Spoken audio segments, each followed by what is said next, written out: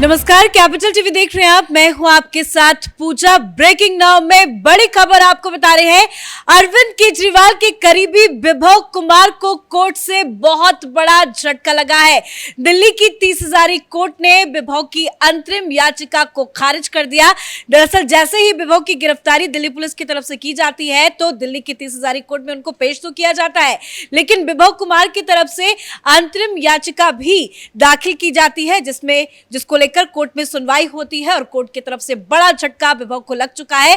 अंतरिम जमानत की याचिका खारिज कर दी गई है। तो वहीं अरविंद केजरीवाल भी वीडियो संदेश जारी करते हैं और कहीं ना कहीं वो विभव का पक्ष लेते हुए नजर आ रहे हैं। तमाम बड़ी अपडेट आपको बताएंगे। मेरे साथ जुड़े हैं कैपिटल टीवी के एग्जीक्यूटिव एडिटर राजीव जी। सर, ये कोर्ट से कितना बड़ा झटका है, अब आगे क्या करेंगे विभव? देखिए, ये तो होना ही था। ऐसे विभव कुमार को अग्रिम जमानत याचिका एंटीसिपेटरी बेल के लिए अप्लाई नहीं करना चाहिए था। उसने किया इसलिए क्योंकि उसे लग रहा था कि जो राजनीतिक रंग दिया जा रहा है और जिस तरीके से सुप्रीम कोर्ट ने एक नया मानदंड तय कर दिया कि अरविंद केजरीवाल को अंतरिम जमानत दे दी गई तो हमें अग्रिम जमानत दे दी जाए। ये मामला इतना गंभीर है। स्वाति मालीवाल ने कंप्लेन किया है और कंप्लेन पुलिस के साथ भी उसने स्टेटमेंट दिया और साथ ही स्वाति मालीवाल ने मजिस्ट्रेट के सामने दिया 164 के तहत, जिसको इग्नोर नहीं किया जा सकता। पुलिस के सामने जो स्टेटमेंट दिया जाता है उसको तो कोर्ट में प्रूफ के तौर पर नहीं माना जाता।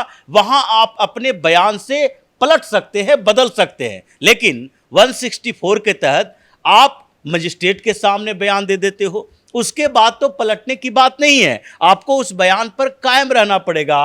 अगर आप पलटी तो उसके बाद आपके खिलाफ कार्रवाई होगी। इसीलिए पुलिस ने यह काम किया है कि आप मेरे सामने स्टेटमेंट दे रही हैं तो आप मजिस्ट्रेट के सामने चल के स्टेटमेंट दीजिए, ताकि ऐसा ना हो कि आम आदमी पार्टी के नेताओं के ऊपर, चाहे स्वाति मालीवाल ही क्यों ना हो, इतने दिनों तक इन्होंने केजरीवाल से ट्रेनिंग ली है, तो कल होके हो सकता है कि ये बात करने लगे कि पुलिस ने हमें डरा धमका के हमसे बयान ले लिया। तो इसलिए मजिस्ट्रेट के सामने बयान दर्ज किया जा चुका है। अब ऐसे में इतने गंभीर आरोप में अगर कोर्ट अग्रिम जमानत दे दे, एंटीसिपेटरी बेल दे दे, तो ये तो बड़े दुर्भाग्य की बात होती। लेकिन कोर्ट ने सही फैसला किया और अग्रिम जमानत नहीं मिली। क्यों? क्योंकि अरविंद केजरीवाल जो अभी प्रेस कॉन्फ्रेंस के नाम पर वीडियो संदेश जारी कर रहे हैं, इसमें इनकी पूरी राजनीति ही इसके इर्द गिर्द थी कि अगर अग्रिम जमानत दे दी जाती है तो हम ये आरोप लगाएंगे स्वाति मालीवाल और भारतीय जनता पार्टी के बीच के गठबंधन का, क्योंकि पहले भी ये भारतीय जनता पार्टी और स्वाति मालीवाल के बीच के डील की बात करना शुरू कर दिए हैं। आतिशी मरलेना को क्यों भेजा गया? क्योंकि आतिशी मरलेना एक महिला नेता है। अब जबकि संजय सिंह ने एक बात आकर कह दी थी मीडिया के सामने कि विभव ने गलती की है, तो इनको लगने लगा कि उस समय से फिर संजय सिंह जाएंगे, स्वाति मालीवाल को समझा लेंगे और फिर इस पूरे मामले को रफा दफा कर दिया जाएगा कि जो हुआ उसे छोड़ दो, आगे हम इस मामले को मिल बैठकर तय कर लेंगे कि विभव को क्या देना चाहिए, उसे कैसे सजा देनी चाहिए और तुमसे कैसे माफी मंगवाई जानी चाहिए। ये तो मामला यहीं से चला था कि विभव स्वाति मालीवाल से अरविंद केजरीवाल के सामने माफी मांग ले और फिर ये मामला खत्म हो जाए। इसलिए स्वाति मालीवाल भी वेट कर रही थी, इंतजार कर रही थी, कंप्लेन लिखवाने में देरी की थी, लेकिन फिर भी वो समझ गई कि ये संजय सिंह को भेजकर, इन लोगों के इर्द गिर्द दिखाकर, और उसी समय विभव को ये लखनऊ और पंजाब और महाराष्ट्र तक ले जाकर इन लोगों ने जो गलतियां की है, अब ये पीछे हटने वाले नहीं हैं। ये अभी अगर विभव से माफी भी मंगवा दे तो उसके बाद हमको इग्नोर करना शुरू कर दिया जाएगा और फिर सही समय देखकर हमें पार्टी से उसी तरीके से बाहर कर दिया जाएगा जैसे आशुतोष के साथ हुआ, जैसे प्रोफेसर आनंद कुमार के साथ हुआ, जैसे कई और नेताओं के साथ, प्रशांत भूषण से लेकर योगेंद्र यादव के साथ सही समय का इंतजार किया गया।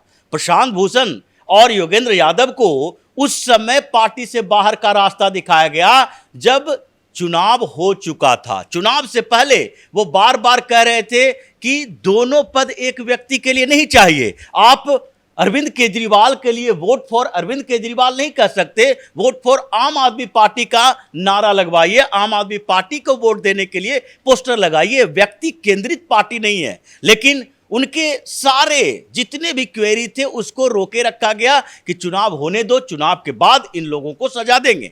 वैसे ही स्वाति मालीवाल ने सोचा और उसके बाद कंप्लेन किया गया। अब इतने गंभीर मामले, पुलिस ने तुरंत ही मेडिकल रिपोर्ट बनवाई, एम्स के मेडिकल रिपोर्ट है, फिर ये बाहर कैसे आ सकता है। और स्वाति मालीवाल ने एक बात बहुत सही कही कि ये विभव के खिलाफ इसलिए कोई ज्यादा कड़े सजा नहीं देंगे या उसके खिलाफ एक्शन नहीं लेंगे, उसका सपोर्ट करेंगे कि विभव तो वो सारे रहस्यों को जानता है, और अगर विभव को कुछ हुआ, विभव को अगर ये लोग सपोर्ट नहीं करते, जैसे अभी विभव को गिरफ्तार किया गया है, ये किसी ने पता किया कि विभव के खिलाफ जो मामला है उसमें एंटीसिपेटरी बेल किसने फाइल किया, वो आम आदमी पार्टी से जुड़ा हुआ वकील है कि नहीं, वो दिल्ली में आम आदमी पार्टी के पैनल वाला वकील है कि नहीं, जिसको आम आदमी पार्टी की सरकार पैसे देती है और उसके बदले दूसरे मामले में वो मुफ्त में पैरवी करते हैं। क्या विभव कुमार ने खुद के पैसे से वकील हायर किया?